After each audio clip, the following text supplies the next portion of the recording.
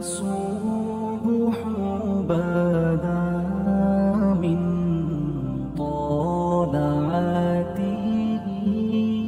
حضرت ابراہیم بہت بڑے مہمان نواز تھے. صرف قربانی نہیں دیتے تھے، سارا سال بہت سارا لنگر، بہت سارا کھانا پینا، بہت ساری چیزیں جاری رہتی تھی. اور جتنے غریب لوگ تھے فلسطین کے، ان کو پتا تھا کہ حضرت ابراہیم علیہ السلام کا لنگر جاری ہے. فلسطین میں جب آپ کا قیام تھا، ایک دفعہ ڈھیروں مہمان آ گئے اور کھانے کو کوئی چیز نہیں. حضرت سارہ اور جناب ہاجرہ دونوں اس وقت موجود تھیں. وہ کہنے لگی ابراہیم بہت سارے مہمان آ گئے تو کیا کریں؟ جناب سارہ کہنے لگی کس طرح کر کے ان کی مہمان نوازی کروں؟ اور حالات یہ ہیں کہ قحط پڑا ہوا ہے فلسطین میں، مصر میں، دور دراز علاقوں میں. حضرت ابراہیم کہنے لگے یہ اللہ کے مہمان ہیں اور ہمیں رب کریم کا بندہ سمجھ کے آ گئے ہیں، اللہ ہی بندوبست کرے گا. فرمانے لگے میرا مصر میں ایک دوست ہے، وہ قحط کے دنوں میں غلہ جمع کر لیتا ہے، میں اس کی طرف پیغام بھیجتا ہوں، مجھے امید ہے وہاں سے غلہ ملے گا. 2 3 5 اونٹ والے غلام بلائے اور ان کو کہا کہ جاؤ غلہ لے آؤ مصر کے دوست سے. وہ لوگ کہتے ہیں ہم غلہ لینے گئے، وہاں جب پہنچے تو حضرت ابراہیم خلیل اللہ علیہ السلام کا پیغام دیا تو آپ کا وہ دوست کہنے لگا غلہ تو بے شمار تھا، مجھے خبر نہیں تھی کہ حضرت ابراہیم کا پیغام آئے گا، تو میں تو سارا تقسیم کر چکا ہوں. لوگ لے گئے، اب تو کوئی شے نہیں. اب وہ خالی آ گئے، 5 کے 5 اونٹ. جب خالی آئے تو حضرت ابراہیم کی حویلی کی دیواریں چھوٹی چھوٹی تھیں. ان غلاموں میں سے، خادموں میں سے، آپ کے ان چاہنے والوں میں سے ایک کہنے لگا یار وہ غریب تو انتظار کر رہے ہوں گے کہ غلہ لینے گئے ہیں، ہمیں روٹی ملے گی. چھوٹی چھوٹی دیواریں ہیں، وہ جب دیکھیں گے نا خالی آ گئے تو انہیں تکلیف ہوگی. اس طرح کرو بوریوں میں ریت بھر لیتے ہیں، ریت بھر کے لے جاتے ہیں، بعد میں اندر رکھ کے انہیں سمجھا بہلا لیں گے یا حضرت ابراہیم کو بتائیں گے، وہ خود ہی ان لوگوں کی دل جوئی فرمائیں گے. اب غلہ کی جگہ ریت بھر کے اونٹوں پہ رکھ کے لائی گئی. لا کے بوریاں جب رکھ دی گئیں، حضرت ابراہیم علیہ السلام دوپہر کے وقت آرام فرما رہے تھے. بی بی سارہ اٹھی، کہتی ہیں جب میں نے دیکھا نا کہ بوریاں پہنچ گئی ہیں تو گئی، غلام کو ساتھ لیا اور اس کو جب کھولا نا تو کہتی اتنی حسین گندم میں نے پہلے کبھی دیکھی نہیں تھی، اتنا پیارا دانا میں نے کبھی ملاحظہ ہی نہیں کیا تھا. فرماتی ہیں جب اس کو پیس کر چکی میں روٹیاں پکائیں تو خوشبو دور دور تک پھیل گئی، اعلیٰ غذا بنی. بڑے بڑے کھانے بیبیوں نے مل کے پکائے، چن دیے گئے. حضرت ابراہیم اٹھے تو لوگ کھانا کھا رہے ہیں، سجدہ شکر ادا کیا، اور جب سجدے میں گئے تو وحی آنے لگی، پھر رونے لگے. جب پلٹ کر باہر تشریف لائے تو جناب سارہ کہنے لگی ابراہیم تمہارا مصری یار بڑا اچھا ہے، اس نے اتنی اعلیٰ گندم بھیجی ہے کہ اتنی تو میں نے پیاری گندم کبھی دیکھی نہیں. جناب ابراہیم مسکرائے، فرمانے لگی سارہ یہ مصری یار نے نہیں بھیجی، یہ میرے عرشی یار نے بھیجی ہے، یہ میرے عرشی یار نے بھیجی ہے. بھائی مہمان نوازی مزاج تھا، ہاتھ لٹا دینا مزاج تھا، دوسروں کی اشکشوئی مزاج تھا. حضرت ابراہیم علیہ السلام کا طریقہ ہے قربانی، حضور نے ان کا طریقہ بیان کیا. اگر سال کے بعد قربانی دینا ان کا طریقہ ہے تو سارا سال غریبوں کو روٹی دینا بھی حضرت ابراہیم کا طریقہ ہے. سارا سال غریب کی نوکری کرنا یہ بھی حضرت ابراہیم کا طریقہ ہے. بھوکے کو کھانا کھلانا یہ بھی. میرے مصطفیٰ کریم سید عالم صلی اللہ علیہ وسلم سے صحابہ نے پوچھا حضور بہترین مسلمان کون ہے؟ بہترین مسلمان؟ تو حضور نے فرمایا جو سلام لینے میں پہل کرے اور غریب کو روٹی کھلانے میں سب سے اچھا ہو، وہ بہترین مسلمان ہے، زبردست مسلمان. ہمارے ہاں دعوتیں ہوتی ہیں تو امیروں کی، افطاریاں ہیں تو امیروں کی، اور میرے مصطفیٰ کریم علیہ السلام نے فرمایا بدترین دعوت ہے جس میں امیر بلائے جائے غریب نہ بلائے جائے، وہ بدترین دعوت. حضرت ابراہیم کا طریقہ رہا ساری زندگی مہمان نوازی. ایک وقت ایسا آیا کہ اللہ تعالیٰ نے حضرت ابراہیم کو بہت زیادہ مال عطا فرمایا. اتنے اونٹ گنے نہیں جاتے، گائیں اتنی زیادہ کہ شمار نہیں ہوتی، بکرے بکریاں اتنی زیادہ کہ شمار، بہت زیادہ مال اللہ نے عطا فرمایا. اور ابھی کچھ عرصہ پہلے آپ پیچھے جائیں نا تو جو لفظ مال تھا وہ روپے پہ تو بولا ہی نہیں جاتا تھا، وہ جانوروں پہ بولا جاتا تھا. بہت زیادہ مال اللہ نے دیا، بکریاں، گائیں، اونٹ، بیل، بڑا کچھ. رب کریم نے فرشتوں سے فرمایا کہ واتخذ اللہ ابراہیم خلیلا، ابراہیم میرا دوست ہے. تو فرشتے کہنے لگے یا اللہ جسے اتنا کچھ دیا جائے اس نے دوست تو بننا ہی ہوتا ہے، تو نوازا ہی پڑا ہے، اتنا مال، اتنے کھیت کھلیان، اتنا کچھ. اللہ کریم نے فرمایا جاؤ آزمائش کر لو، امتحان لے لو۔ فرشتہ امتحان لینے پہنچ گیا۔ حضرت ابراہیم کے جانور چر رہے ہیں چراگاہ میں، حضرت ابراہیم بھی ہیں، غلام بھی ہیں، بہت بڑا ریوڑ ہے، آپ تشریف فرمائیں۔ ایک فرشتہ آیا تو کھیت میں چھپ کے بیٹھ گیا اور بلند آواز سے کہنے لگا سبحان اللہ والحمد للہ ولا الہ الا اللہ واللہ۔ یہ تسبیح بڑی پسند ہے، محبوب نے ان کی فضیلت بیان کی۔ اب وہ حضرت سیدنا ابراہیم علیہ السلام کھڑے تھے تو وہ کھیت میں بیٹھ کے تسبیح پڑھنے لگا سبحان اللہ والحمد للہ ولا الہ الا اللہ۔ حضرت ابراہیم کہنے لگے یہ میرے رب کا نام کون لے رہا ہے؟ بڑی اس کی میٹھی آواز ہے، بڑی کون ہے؟ ڈھونڈنے لگے، گھومتے گھومتے اس کے پاس چلے گئے، فرشتہ انسانی شکل میں۔ تو میرے رب کا ذکر کر رہا تھا؟ اس نے کہا میں ہی کر رہا تھا۔ فرمانے لگے یار ایک دفعہ پھر نہیں کرتا؟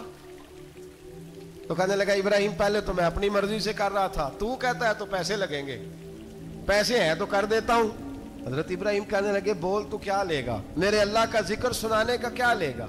کہنے لگا جتنی بکریاں آپ چرا رہے ہیں ساری دے دے تو میں اللہ کا ذکر سنا دیتا ہوں۔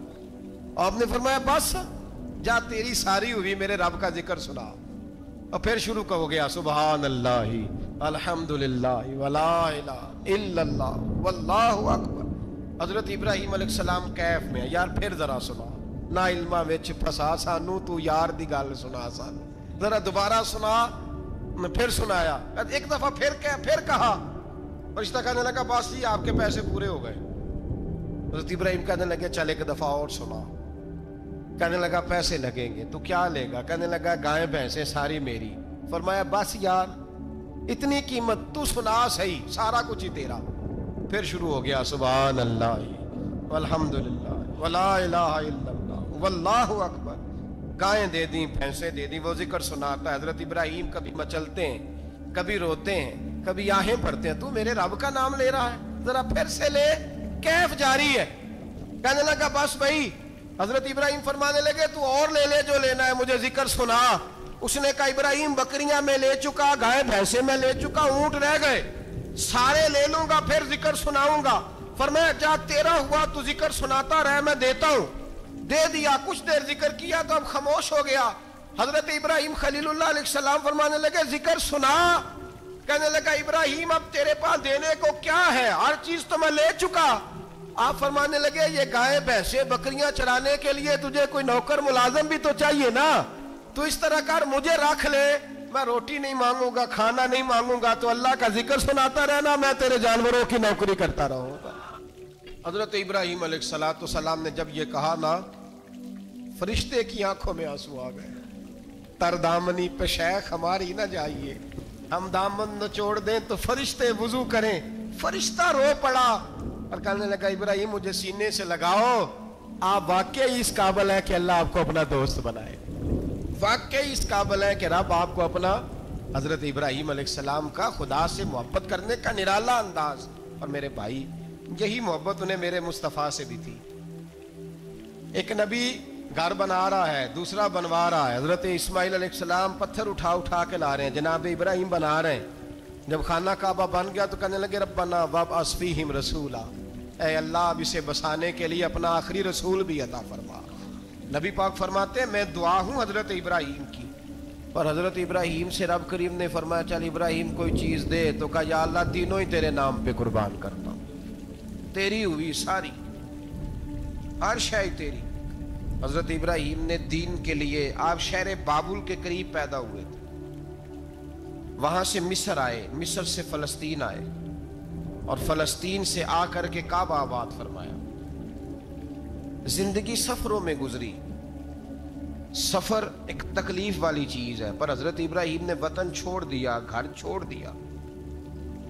جان بڑی عزیز ہوتی ہے، تو حضرت ابراہیم نے جب دین کے لیے نکلے تو جد و جہد کی، گھر کے اندر بھی گھر کے باہر بھی۔ آپ کے والد کا نام طارق ہے، وہ توحید پرست تھے، ایماندار تھے، پرہیزگار تھے۔ آپ کے چچا کا نام آزر ہے، وہ بت پرست تھے، بت بیچا کرتے تھے۔ حضرت سیدنا ابراہیم علیہ السلام جب میدان عمل میں نکلے تو حضرت ابراہیم علیہ السلام نے اپنے گھر سے جہاد شروع کیا، لڑنا پڑا۔ گھر کے اصولوں سے چچا نے جو رواج بنائے ہوئے تھے اس رواج سے ٹکرائے. فرمایا میں اپنے گھر کے اندر یہ بت پرستی نہیں ہونے دیں گا. چچا کو ایک دفعہ نہیں بار بار 100 دفعہ سمجھایا.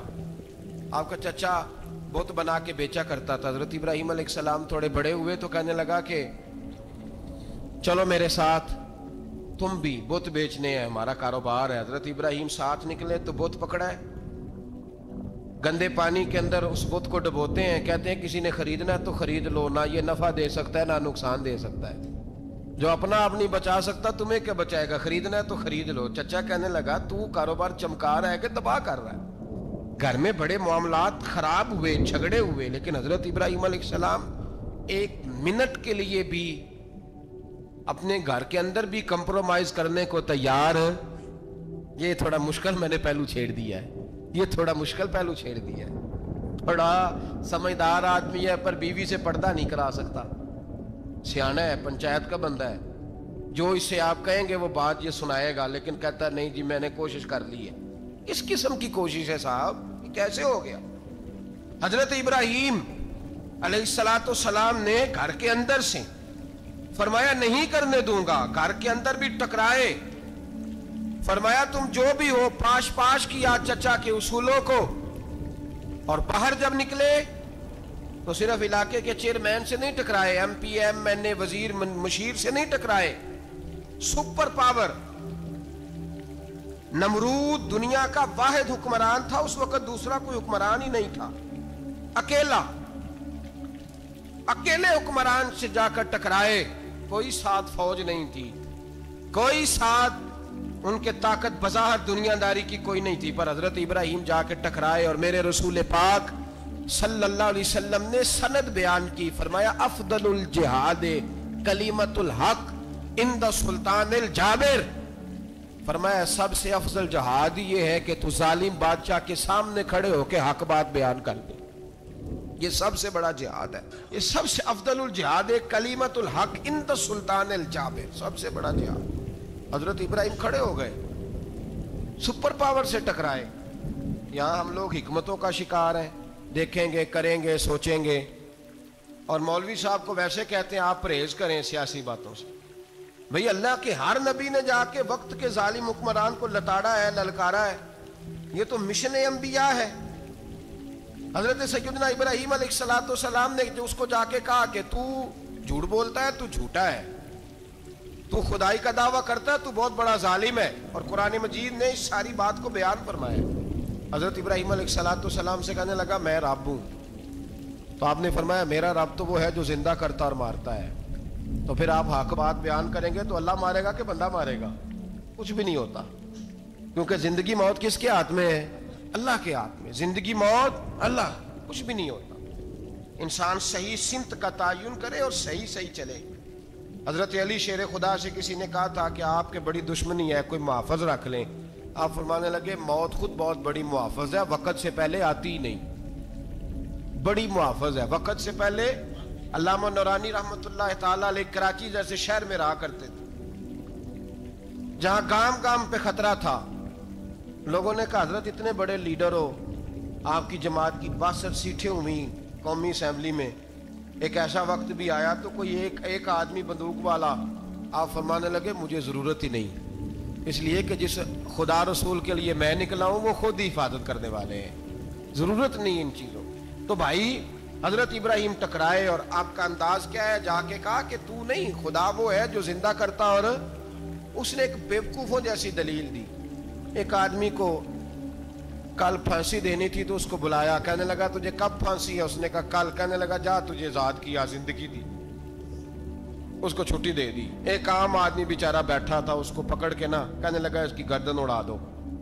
کہنے لگا دیکھ لو میں بھی زندہ کرتا اور مارتا ہوں, وہ جو کل مرنے والا تھا میں نے زندہ کر دیا ہے, اور جس کو پتہ ہی نہیں تھا کہ میں نے مرنا ہے اسے پکڑ کے میں نے مار دیا ہے. یہ بیوقوفوں جیسی دلیل ہے. حضرت سیدنا ابراہیم علیہ السلام چاہتے تو اسی وقت دلیل توڑ دیتے کہ تو کیا بیوقوفوں جیسی بات کر رہا ہے, اگر تو زندگی دیتا ہے تو مرے ہوئے میں جان ڈال کے دے جس کو تو نے مارا ہے.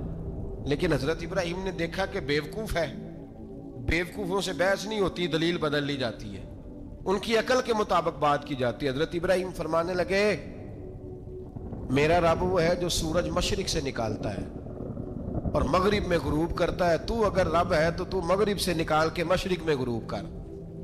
فبہت الذی کفر، کافر لاجواب ہو گیا، اس کے پاس اس چیز کا کوئی جواب نہیں تھا. علامہ اسماعیل حقی نے خوبصورت فقرہ لکھا ہے، خوبصورت جان ڈال دی ایک جملہ کہہ کے.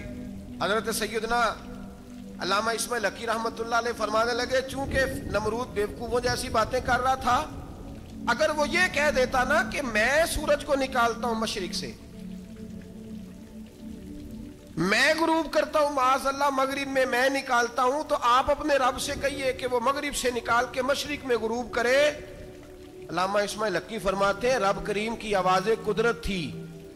مالک حضرت ابراہیم علیہ السلام کے اس اگر وہ کہہ دیتا اور حضرت ابراہیم دعا کر دیتے تو رب کریم نے فرشتوں کو تیار بٹھایا ہوا تھا. فرمایا اگر یہ کہہ دے میرے خلیل سے کہ سورج مغرب سے نکال کے مشرق میں غروب کرنا ہے تو تیار رہنا، جس طرح خلیل کہیں گے ویسے ہی کر دیں گے.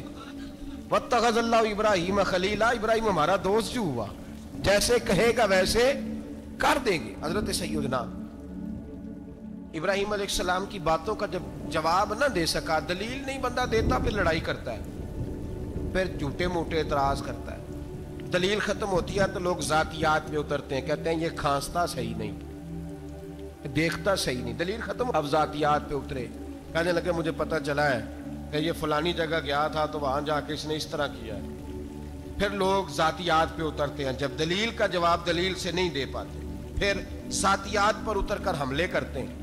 حضرت ابراہیم کے دلائل کا جواب نمرود نہ دے سکا تو کہنے لگا کہ اس کو آگ میں ڈال دو. قوم گئی ہوئی تھی ساری، آپ نے بات سنی ہوئی ہے، میں نے صرف اشارہ دینا ہے، میلے پہ. تو حضرت سیدنا ابراہیم علیہ السلام نے سارے بت توڑ دیے، کلاڑا بڑے بت کی گردن پہ رکھا. واپس آئے، کہنے لگے بت کس نے توڑے ہیں؟ تو فرمایا اس سے پوچھ لو جس کی گردن پہ کلاڑا ہے. کہنے لگے یہ تو بول ہی نہیں سکتا. تو فرمانے لگے بڑے بیوقوف ہو، جو بولتا ہی نہیں، سنتا ہی نہیں، اپنا آپ نہیں بچا سکتا، اس کی پوجا کرتے ہو. کہنے لگے پکڑو، دلیلیں ختم ہو گئی، اس کو آگ میں ڈالو. بہت بڑی حویلی 45 فٹ مربع پہ مشتمل ایک حویلی بنائی گئی اور 45 فٹ اونچی. مختلف روایات، علامہ اسماعیل حقی کہتے ہیں کہ 3 مہینے تک نمرود نے کہا کہ اس کے اندر لکڑیاں ڈالو. لوگ پوچھنے لگے کتنی دنیا جلانی ہے؟ کہنے لگا بندہ تو ایک جلانا ہے، پر بندہ بڑا تگڑا ہے، ایک بندہ. 3 مہینے لکڑیاں ڈالی گئیں. اور لوگوں کی جو تہمات ہوتی ہیں نا وہ بڑی عجیب ہوتی ہیں. تہمات میں نے بڑی تفصیل سے رمضان المبارک میں گفتگو کی تھی. بدشگونی، تہمات لوگ لیتے ہیں. اس وقت بھی لوگ تہمات کا شکار ہو گئے. عقیدہ بگڑ جاتا ہے تو وہ عجیب و غریب باتیں کرنے لگتا ہے. تہمات کا شکار ہو گئے. بیبیاں نظر مانتی، میں بیمار ہوں، اگر صحیح ہو گئی تو اتنے من لکڑی دوں گی حضرت ابراہیم کی آگ جلانے کے لیے. ایک عورت لے کے جا رہی ہے لکڑیاں. ایک نیک دل آدمی نے اس سے پوچھا کہاں جا رہی ہو؟ کہنے لگی میں نے منت مانی تھی تو حضرت ابراہیم علیہ السلام کو معاذ اللہ جلانے کے لیے لکڑیاں لے کے جا رہی ہوں. تو وہ رب کریم کے بندے کہنے لگے تو ڈھونڈتی رہے گی، تجھے وہ جگہ ملے گی نہیں. وہ بی بی کئی مہینے گھومتی رہی، جگہ ہی نہیں ملی جہاں لکڑیاں ڈالنی، ماری گئی. تہمات کا شکار ہوئے بہت سارے لوگ. تہمات کا بھائی، تہمات دین کے اندر منع ہے. تہمات دین میں کوئی نظر ماننا، کوئی کسی بزرگ کے مزار پہ جا کے سالے ثواب کے لیے کوئی چیز ماننا، یہ تو درست ہوا. لیکن غیر شرعی نظریں مان لینا کہ میں آگ کے گرد چکر لگاؤں گا، میں جناب وہاں جا کے یہ والا تماشا کروں گا، میں دھاگا باندھوں گا، میں رسا کاٹوں گا، میں وہاں گندے ہو سے پانی پیوں گا، ان کی شریعت اجازت؟ یہ تہمات ہیں، بدشگونی ہے. دین میں ان کی کوئی گنجائش؟ آپ نظر ماننے سے پہلے بھی کسی عالم سے رابطہ کریں کہ میں منت مانگنے لگاؤں تو کیسے ماننی چاہیے کا طریقہ پوچھیں. ایسے ہی غلط چیز کی منت تھوڑی مان لی جائے گی. بہرحال آمدام برسرے مطلب حضرت ابراہیم کے لیے آگ جلائی گئی. 45 فٹ اونچی آگ ہے، پرندہ بھی اوپر سے گزرتا ہے تو نیچے گر جاتا ہے جل کے. اتنے دن لگا کے آگ جلائی گئی. اب حضرت ابراہیم کو جلایا جانے لگا ہے. یہاں تو موجیں ہیں نا، جو کسی ادارے کا سربراہ ہے اس کے لیے موج ہے، کسی جگہ آفیسر بن گیا تو موج ہے. پیر صاحب کے لیے موج ہے, علامہ صاحب کے لیے موج ہے, خطیب صاحب کے لیے موج ہے, جلنا کس کو پڑتا ہے؟ بحالی کوئی نہیں رہا اللہ ماشاءاللہ. وہ لوگ گزر گئے جو تکلیفیں سہ کے کام کرتے تھے, گزر گیا زمانہ. حضرت سیدنا ابراہیم علیہ السلام کو جلایا جانے لگا ہے تو اب اتنی بڑی آگ ہے تو ڈالیں کیسے؟ شیطان نے تجویز دی کہ منجنیق بناؤ, منجنیق, بڑے بڑے بانس باندھ کے ان کے نیچے رسا باندھو. وہ جس طرح جھولنے کے لیے جھولا بنایا جاتا ہے, اس طرح ایک منجنیق پرانے زمانے میں اس میں پتھر رکھ کے پھینکے جاتے تھے دشمنوں پہ. وہ منجنیق بنائی گئی کہ دور سے حضرت ابراہیم کو پھینکیں گے. ہاتھ حضرت ابراہیم کے باندھ دیے, پاؤں مبارک باندھ دیے, پوری زمین پہ ایک نام لینے والا خدا کا. اور اس کو آج رسیوں میں جکڑا ہوا ہے. جب پھینکا جانے لگا نا آگ میں, حوریں رونے لگی, فرشتے تڑپنے لگے, اے اللہ یہ کیا ہونے لگا ہے؟ ایک تیرا خلیل اور وہ بھی آگ میں. فرمایا جاؤ جا کے اس سے کہو اگر تمہاری مدد لیتا ہے تو اسے بچاؤ. ہوا کا فرشتہ آیا, کہا ابراہیم اگر تو کہے. او بھائی ان چیزوں کو کہانی سمجھ کے نہ سنا کریں, یہ داستان نہیں, یہ وہ طریقے ہیں جو ہمارے رسول نے ہمیں اپنانے کا حکم ارشاد فرمایا ہے. جو عقیدے, یہ وہ نظریات ہیں جو ہمیں اوڑھنے کو کہا گیا. اپنے رب کریم کی رضا پہ راضی رہنے کے یہ وہ خوبصورت مواقع ہیں صوفیاء نے جن کو بنا کر سمجھا کر ہم تک پہنچایا ہے. یہ ہے اہل طریقت کی باتیں. وہ کہتے ہیں یار جس حال میں رکھے راضی رہنا ہے. حضرت ابراہیم علیہ السلام کو پھینکا جا رہا ہے, فرشتہ آیا, اے اللہ کے خلیل اگر حکم دو تو اتنی ہوا چلاؤں کہ نمرودی جل جائیں سارے, آگ ان پہ پھینک دی جائے. آپ نے فرمایا تو جا, تجھ سے مجھے کوئی کام نہیں. تھوڑی دیر کے بعد پانی کا فرشتہ آیا, کہا حضور اتنی بارش برساؤں گا کہ آگ بجھ جائے گی. فرمایا تو جا, تجھ سے کوئی کام نہیں. اب جب منجنیق میں رکھ دیے گئے, آگ میں جانے کا لمحہ ہے, تیاری ہے, حضرت جبریل امین حاضر خدمت ہوئے. کہا ابراہیم کوئی حاجت؟ فرمایا تجھ سے کوئی نہیں. کہا چلو مجھ سے نہیں تو رب کریم سے ہی بات کر لو, مجھے پتا ہے میں چھوٹا ہوں, آپ مجھ سے مدد کیوں لوگے, رب کریم سے ہی بات کر لیں. تو حضرت ابراہیم کہنے لگے جبریل یہ بتا, رب کو نہیں پتا اس کا خلیل کس حال میں ہے؟ اسے نہیں پتا میں کس حال میں ہوں, میرے ہاتھ بندے ہیں, پیر بندے ہیں آگ میں, اسے نہیں پتا. بتایا تو اسے جاتا ہے جس سے خبر نہ ہو. تو اگر اسے پتا ہے, اگر وہ جلانے پہ راضی ہے تو میں بھی جلنے کو تیار ہوں, میں تیار ہوں, میں تیار ہوں. اسے کہو ٹھیک ہے. حضرت سیدنا ابراہیم علیہ السلام کو منجنیق میں ڈال کے جو پھینکا آگ میں, یا نار کونی بردم و سلامن علی ابراہیم, اللہ نے فرمایا اے آگ میرے ابراہیم پہ ٹھنڈی بھی ہو جا اور سلامتی والی بھی ہو جا. حضرت ابراہیم کو دو فرشتوں نے بٹھا دیا زمین پہ, پھول کھلے ہیں, کونپلیں مہک رہی ہیں, کلیاں خوشبو دے رہی ہیں. حضرت ابراہیم نے سر سجدے میں رکھ دیا, سبحان اللہ والحمد للہ ولا الہ الا اللہ واللہ اکبر. حضرت ابراہیم اللہ کی تسبیح پڑھنے لگے, رب کریم کا شکر بجا لانے لگے. نکلے وہاں سے, کچھ دن گزر گئے, نکلے, حکم ہو گیا ابراہیم علاقہ چھوڑ دو. حضرت ابراہیم علیہ السلام وہاں سے نکل کے مصر آئے, چچا کے پاس ٹھہرے. انہوں نے اپنی بیٹی جناب سارہ کا نکاح کر دیا. کچھ آگے بڑھے تو ایک ظالم بادشاہ سے ٹکرائے. اس نے ایک شہزادی, ایک بادشاہ کی بیٹی قید کی ہوئی تھی, جناب ہاجرہ نام تھا, ان کو قید سے چھڑا کے ساتھ لائے. حضرت لوط علیہ السلام بھی ساتھ. یہ 4 لوگوں کا قافلہ چلا, فلسطین میں جا کے پڑاؤ ڈالا, گھر بار چھوڑا, تبلیغ شروع ہوئی. حضرت ابراہیم کے گھر میں 2 خواتین ہیں, ایک آپ کی بیوی ہیں, ایک حضرت ہاجرہ ہے. اولاد کوئی نہیں, بڑا میوہ ہے میٹھا. گھر وہی آباد ہوتا ہے جس میں بچے روتے ہیں, گھر ہوتا ہی وہ ہے جس میں بچوں کی چنچناہٹ ہوتی ہے, بھن بناہٹ ہوتی ہے. حضرت ابراہیم نے ایک بچہ روتے ہوئے دیکھا تو آنکھوں میں آنسو آئے, کہنے لگے ربی حب لی من الصالحین, یا اللہ مجھے بھی نیک اولاد عطا کر دے. حضرت سارہ نے سن لیا, کہنے لگی ابراہیم شاید میرے بطن سے تو آپ کو نصیب نہیں, ہاجرہ سے نکاح کر لو. جناب ہاجرہ سے نکاح ہوا. اللہ تو بڑا بے نیاز ہے, رب کریم نے حضرت اسماعیل جیسا خوبصورت بیٹا عطا فرمایا. بیٹا کالا سیاہ بھی ہو تو سینے کی ٹھنڈک ہوتا ہے, پر یہ تو وہ بیٹا ہے جس کی پیشانی میں نور محمدی چمکتا ہے صلی اللہ علیہ وسلم. حضرت سیدنا اسماعیل علیہ اتنے خوبصورت. اب جس بیوی کے ہاں بیٹا تھا, بیٹھنا اٹھنا بھی زیادہ اس کے پاس, آنا جانا بھی اس کے پاس, توجہ ادھر ہو گئی. جناب سارہ رشک کرنے لگی. ایک دن کہنے لگی اسے چھوڑ آ جنگل میں, وادی غیر ذی زرع مکے کے پاس بھائی ایک بیٹا عالم دین بنا لو، کہنے لگا روٹی کہاں سے کھائے گا؟ تیرے 5 بیٹے ہیں، کو حافظ قرآن بنا، کہتے روٹی کہاں سے کھائے گا؟ وہ بچہ بھی کہتا ہے میں کہاں سے کھاؤں گا؟ حضرت ابراہیم علیہ السلام تو چند مہینے کا بچہ چھوڑ آئے، تو کہاں سے روٹی کھائی حضرت اسماعیل نے؟ کہاں سے کھائی ان کی اماں نے روٹی؟ بھوکے مر جاتے ہیں یہ سارے۔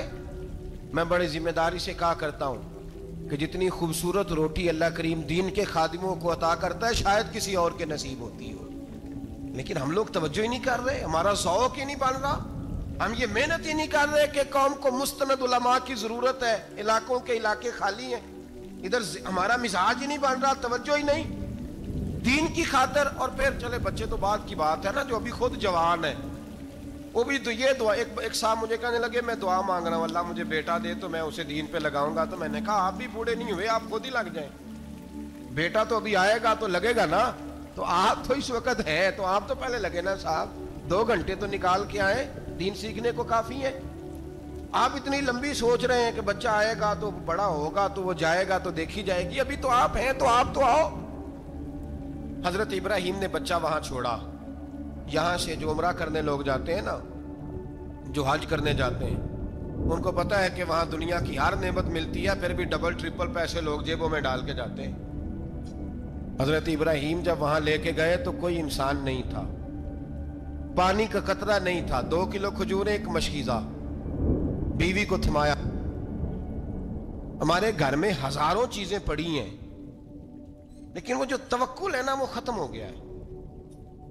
اللہ دے گا، حلال حلال پہ قناعت کرے، جائز جائز پہ بھروسہ کرے، رب کریم عطا کرنے والا ہے، وہ مزاج ختم ہو گیا۔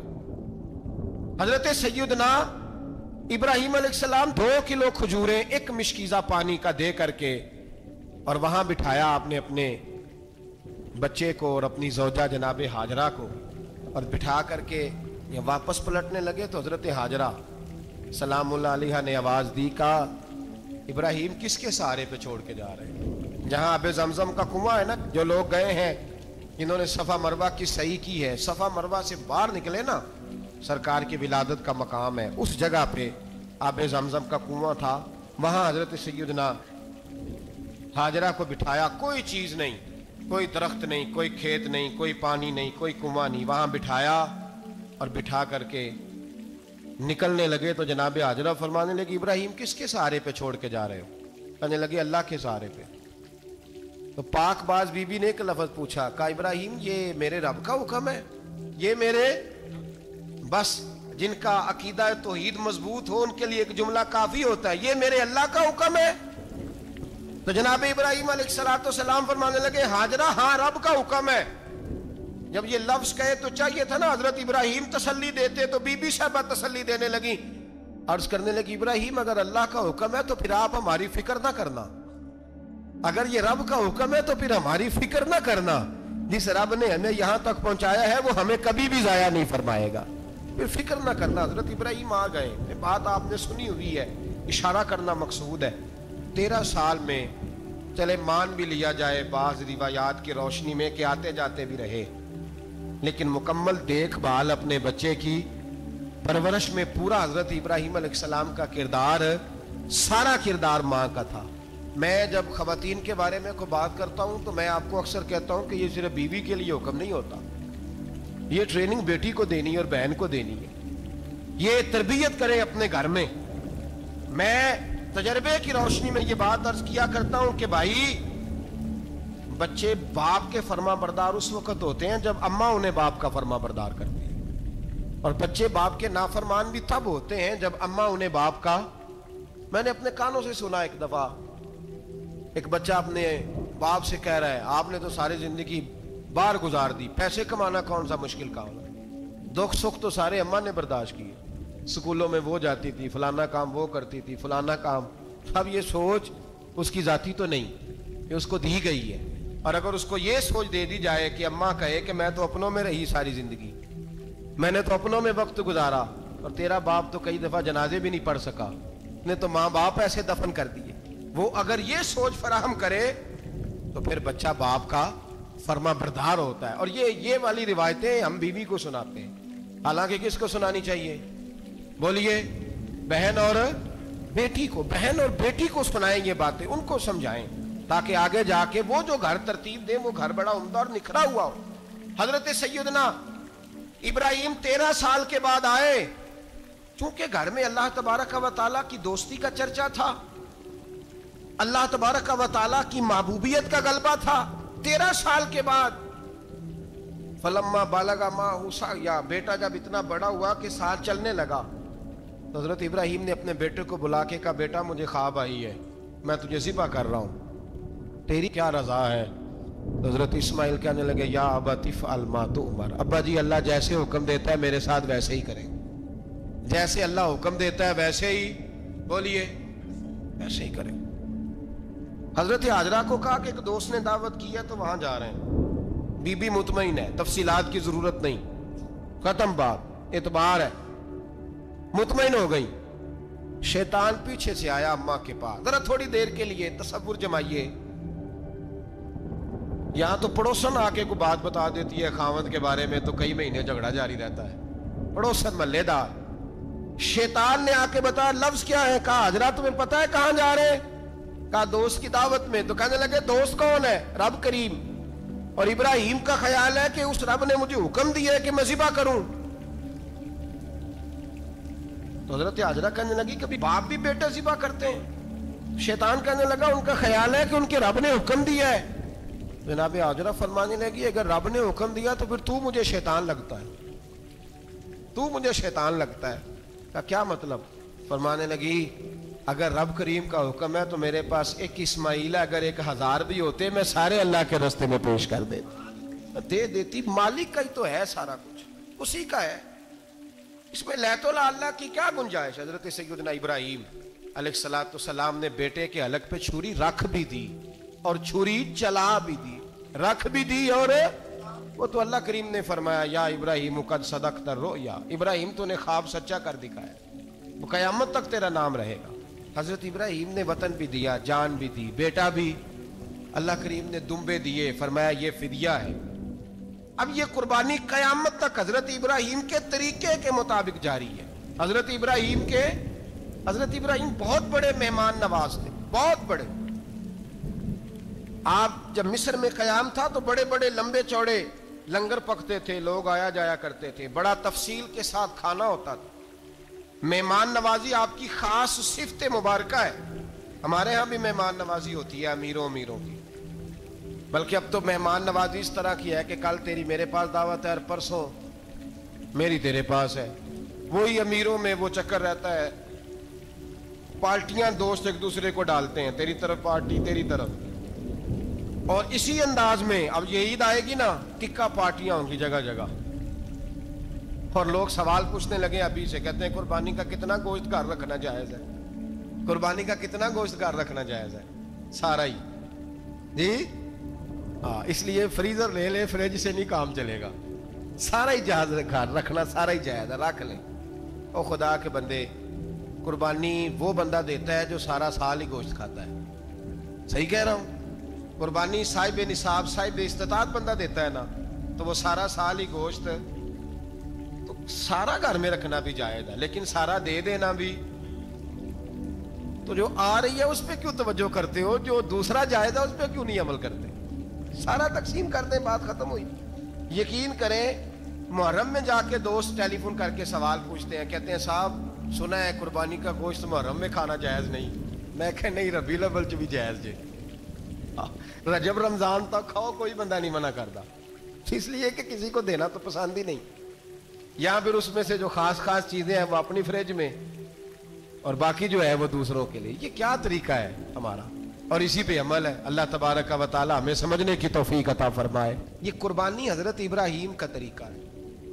حضور نے اگرچہ نبی پاک کی اپنی سنت تھی، یہ بھی کہہ سکتے تھے سنتی و سنت ابیکم ابراہیم، میری سنت ہے اور تمہارے باپ ابراہیم کی سنت ہے. یہ نہیں فرمایا. جب صحابہ نے کہا قربانی کیا ہے، فرمایا سنت ابیکم ابراہیم، یہ تمہارے باپ ابراہیم کی سنت ہے. ہر صاحب نصاب پر قربانی واجب ہے. جو زکوٰۃ کا نصاب رکھتا ہو اس پر قربانی واجب ہے. یعنی ضروریات سے زیادہ اتنے پیسے، جتنے پیسوں سے زکوٰۃ فرض ہوتی ہے، اتنے پیسے جس آدمی کے پاس قربانی سے پہلے پہلے آ جائیں اس آدمی پر قربانی کرنا واجب ہے۔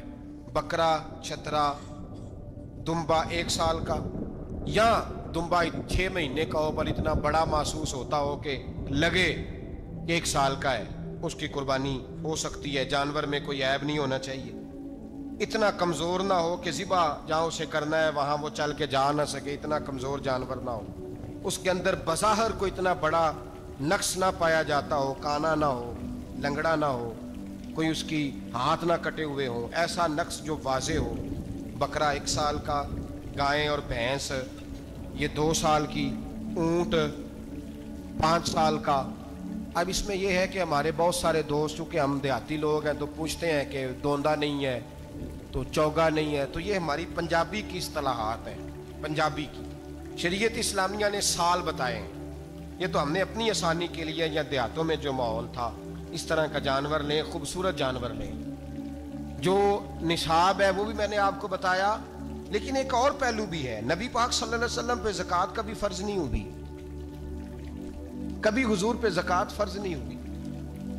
نبی پاک صلی اللہ علیہ وسلم کے پاس اتنا سرمایہ کبھی اکٹھا ہوا ہی نہیں کہ زکوٰۃ فرض ہو، لیکن نبی پاک کے صحابہ فرماتے ہیں کہ مدینے کے 10 سالوں میں اللہ کے رسول نے ہر سال قربانی فرمائی ہے، ہر سال قربانی دی۔ اور جس سال حضور حج کرنے گئے اس سال اللہ کے نبی نے 63 اونٹ ذبح فرمائے، اور حضور صلی اللہ علیہ وسلم جب اونٹ ذبح کرنے لگتے نا تو صحابہ کہتے ہیں اونٹ خود دوڑ کے حضور کے سامنے آ کے لیٹ جاتا، اور نبی پاک اسے ذبح کرتے اور فرماتے ہیں ایک دوسرے کو دھکے دیتے اونٹ کے، پہلے میں نے جانا ہے ذبح ہونے کے لیے، پہلے میں نے، انہیں پتا تھا کہ جو مصطفیٰ کے ہاتھوں ذبح ہوگا وہ تو دائمی زندگی پا جائے گا، یہاں بھی وہاں بھی زندہ۔ 63 اونٹ ذبح کیے، ایک اونٹ میں کتنی قربانیاں ہوتی ہیں؟ 7۔ اب 63 کو 7 سے ضرب دو گے تو کتنی بنے گی؟ اور پھر نبی پاک صلی اللہ علیہ وسلم نے 10 سال مدینہ منورہ میں قربانی دی، ہر سال۔ اب وہ 63 اونٹ، ایک اونٹ میں 7 قربانیاں، ہر سال یہاں قربانی۔ اور مولا علی شیر خدا فرماتے ہیں نبی پاک 2 قربانیاں دیتے۔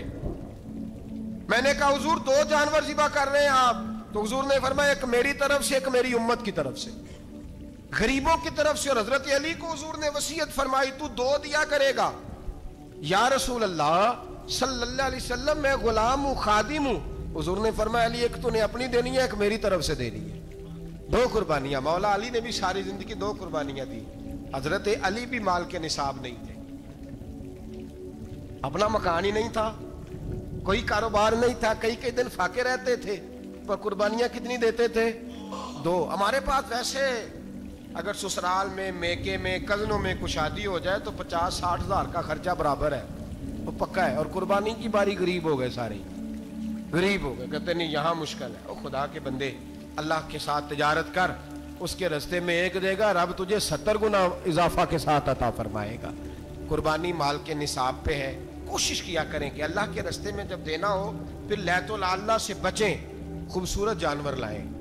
جن کو اللہ نے توفیق دی ہے ان کے لیے نصیحت ہے، جن کو اللہ نے توفیق دی۔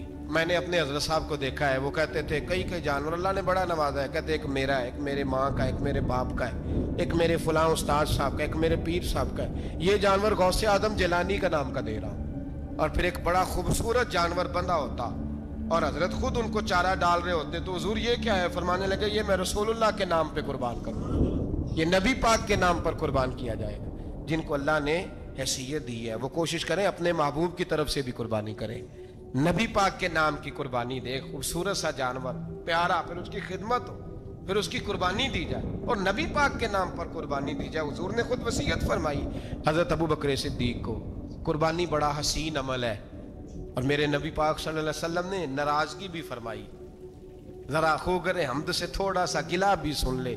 میرے حبیب نے فرمایا جو طاقت کے باوجود قربانی نہ کرے وہ ہماری عیدگاہ میں عید کی نماز پڑھنے نہ آئے، وہ نہ آئے۔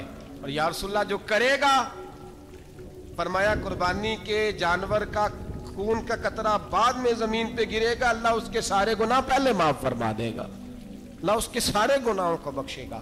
قربانی کریں، خوبصورت انداز میں کریں، اللہ کی رضا کے لیے۔ بزرگوں نے لکھا ہے 3 حصے کرو گوشت کے، ایک گھر میں رکھو، ایک رشتہ داروں میں بانٹو، پڑوسیوں میں بانٹو، اور تیسرا فقط غریبوں کو دو۔ لیکن میں اکثر یہ سوچتا ہوں کہ ہمارے ہاں قربانی کرتا ہی وہ ہے جن کے گھر میں ہر جمعرات کو چھوٹا گوشت پکتا ہے، اور جن کے گھر میں ہفتے میں 3 دفعہ مرغی کا گوشت پکتا ہے، وہی تو قربانی دینے کے قابل ہوتے ہیں۔ تو وہ بھی اگر قربانی کے بکرے میں سے بھی تیسرا رکھنا چاہیں تو اجازت تو ہے، میں نے کہا سارا رکھنے کی بھی اجازت ہے، لیکن اگر آپ مہربانی کریں، کوشش کریں کہ یار ہم تو سارا سال ہی کھاتے ہیں، اور ہمارے یہاں جو گوشت تقسیم ہوتا ہے نا وہ بھی باری لگی ہوئی ہے، ادھر سے پلیٹ آئی تھی گوشت کی تو ادھر سے بھر کے چلی گئی، بھئی اس نے کی ہے، اس کو بار بار گوشت دینے کا کیا مطلب ہے؟ آپ یہ دیکھیں عزیزوں میں، رشتہ داروں میں، اور میں اگر تھوڑا سا آپ کی توجہ کرانے میں کامیاب ہو جاؤں تو سفید پوش لوگوں کو دیکھیں، کچھ سفید پوش ہیں، سفید پوش جن کے اوپر قرضے ہیں، بیماریوں نے جکڑ لیا ہے، گھر میں بڑے بڑے سخت مریض آ گئے ہیں، سفید پوش پہلے دیا کرتے تھے، آپ ان سے پوچھتے ہیں صاحب قربانی، تو بات کو ٹالتے ہیں، وہ کہتے ہیں سوچ رہا ہوں کوئی حصہ ڈال جائے، پردہ پوشی کرتے ہیں، کہتے ہیں کہیں حصہ رکھا ہوا، پردہ پوش۔ اکثر وہ لوگ قربانی نہیں دے پاتے، اکثر دیا کرتے تھے اب نہیں دے پا رہے، کیوں؟ اس لیے کہ مشکلات ایسی آ گئیں۔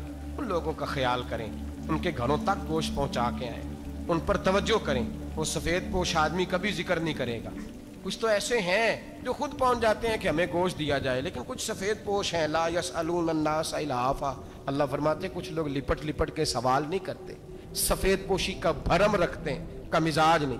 ان کی طرف دیکھیں، اپنے رشتہ داروں کو دیکھیں، خاص کر ان رشتہ داروں کو دیکھیں جن کا آپ کو پتہ ہے کہ غریب ہیں، مجبور ہیں، ان کے گھروں میں گوشت بھیجیں، غریب بیٹیوں، غریب بہنوں کا خیال کریں، اس طرف متوجہ ہوں، ان کے ساتھ اس نے سلوک کریں، اس طرف آپ لوگ خیال کریں۔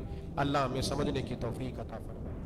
اللہم صلی علی سیدنا و مولانا محمد، اللہم صلی علی سیدنا و مولانا محمد۔ اللہ کے شیر ہے در کرار پر درود، اللہ کے شیر ہے در کرار پر درود، اللہ کے شیر ہے در کرار پر درود، حضرت حسن حسین کے کردار پر درود، اللہم صلی علی سیدنا و مولانا محمد وعلا سیدنا علی و سیدتنا فاطمہ و سیدتنا زینب و سیدنا حسن و سیدنا حسین وعلا آلہ و صحبہ و بارک وسلم۔ زینب کی بارگاہ میں